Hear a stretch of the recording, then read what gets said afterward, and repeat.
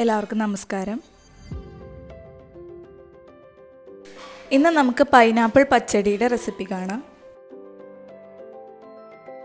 അതിന് വേണ്ടിയിട്ട് ഒരു പൈനാപ്പിളിൻ്റെ കാൽ ഭാഗം ചെറുതായിട്ട് കട്ട് ചെയ്ത് ഞാനിവിടെ എടുത്തിട്ടുണ്ട്.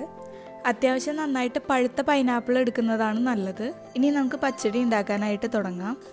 ഒരു ചട്ടിയിലേക്ക് പൈനാപ്പിളിൻ്റെ കഷ്ണങ്ങൾ ഇട്ട് കൊടുക്കാം. അതിലേക്ക് പൈനാപ്പിൾ മൂടിക്കിടക്കാൻ പാകത്തിന് വെള്ളം ഒഴിച്ചു കൊടുക്കാം. ഇനി ഇതിലേക്ക് ഓരോരുത്തരുടെ എരിവിനനുസരിച്ച് പച്ചമുളക് ചേർത്ത് കൊടുക്കാം. 1/4 ടീസ്പൂൺ മഞ്ഞൾപ്പൊടി ചേർത്ത് കൊടുക്കാം. ആവശ്യത്തിന് ഉപ്പും കൂടെ ചേർത്തിട്ട് നന്നായിട്ട് മിക്സ് ചെയ്തെടുക്കാം. ഇനി ഫ്ലെയിം ഓൺ ചെയ്ത് ഒരു മീഡിയം ഫ്ലെയിമിലാക്കിയിട്ട് ഒരു 10 മിനിറ്റ് നേരം മൂടി വെച്ച് വേവിച്ചെടുക്കാം. ഇനി ഇതിലേക്ക് വേണ്ട തേങ്ങയുടെ അരപ്പ് നമുക്ക് റെഡിയാക്കാം. അതിന് വേണ്ടിയിട്ട് 2 പിടി തേങ്ങ മിക്സിയുടെ ജാറിലേക്ക് ഇട്ട് കൊടുക്കാം. ഇനി ഇതിലേക്ക് 1/2 ടീസ്പൂൺ ചെറിയ ജീരകം ചേർത്ത് കൊടുക്കാം. 1/4 ടീസ്പൂൺ കടുക് ചേർത്ത് കൊടുക്കാം. കുറച്ച് വെള്ളം കൂടി ചേർത്തിട്ട് നല്ല ഫൈനായിട്ട് അരച്ചെടുക്കാം. ഇപ്പോൾ ഇത് നന്നായിട്ട് അരഞ്ഞ് കിട്ടിയിട്ടുണ്ട്. ഇപ്പോൾ പൈനാപ്പിൾ വേവിക്കാൻ വെച്ചിട്ട് ഒരു 10 മിനിറ്റ് കഴിഞ്ഞു. പൈനാപ്പിൾ നന്നായിട്ട് വെന്ത് കിട്ടിയിട്ടുണ്ട്.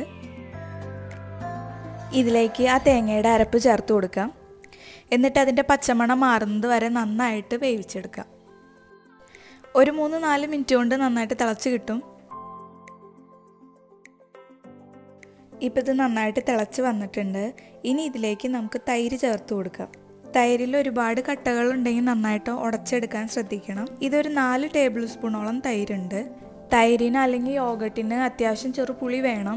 തൈര് ചേർത്ത അപ്പം തന്നെ നന്നായിട്ട് മിക്സ് ചെയ്തിട്ട് ഫ്ലെയിം നമുക്ക് ഓഫ് ചെയ്യാം. ആ ചട്ടിയുടെ ചൂട് കൊണ്ട് തൈര് പിരിഞ്ഞു പോകാതിരിക്കാൻ നന്നായിട്ട് മിക്സ് ചെയ്തിട്ട് എടുക്കാം. ഇതിപ്പോൾ റെഡി ആയിട്ടുണ്ട്. ഇനി പച്ചടിയിലേക്ക് താളിച്ചൊഴിക്കാം.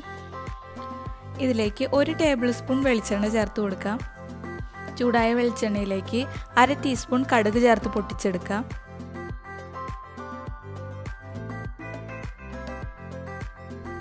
ഇനി ഇതിലേക്ക് വറ്റൽമുളക് ചേർത്ത് കൊടുക്കാം. ഒരു തണ്ട് കറിവേപ്പിലയും കൂടെ ചേർത്ത് കൊടുക്കാം. ഇനി ഇത് കറിയിലേക്ക് ചേർത്തിട്ട് നന്നായിട്ട് മിക്സ് ചെയ്തെടുക്കാം. അപ്പോൾ നമ്മുടെ പൈനാപ്പിൾ പച്ചടി ഇപ്പോൾ റെഡി ആയിട്ടുണ്ട്. എല്ലാവർക്കും വീഡിയോ ഇഷ്ടമായെന്ന് വിചാരിക്കുന്നു. അപ്പോൾ ഇഷ്ടപ്പെട്ട ലൈക്ക് ചെയ്യാനും ഷെയർ ചെയ്യാനും സബ്സ്ക്രൈബ് ചെയ്യാനും മറക്കണ്ട കേട്ടോ.